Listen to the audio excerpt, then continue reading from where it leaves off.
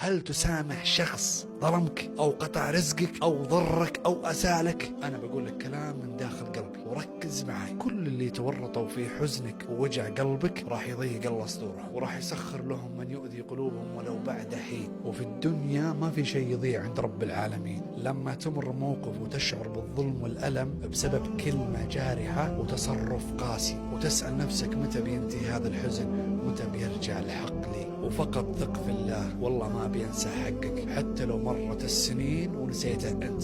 وهو من عدله سبحانه وتعالى مستحيل يترك شيء بدون حساب. وهو الذي يقول عن نفسه في القرآن الكريم: ولا تحسبن الله غافلا عما يعمل الظالمون. الله مو غافل عن كل شخص ظلمك وسبب لك ألم، وصدقني أن ربي راح يضيق صدره مثل ما ضيق صدرك، وراح يرسل له من يختبر قلبه حتى ولو بعد حين. وتذكر أن الدنيا تدور، وأن الحقوق كلها ترجع لأصحابها، وأن الله أعدل العادل.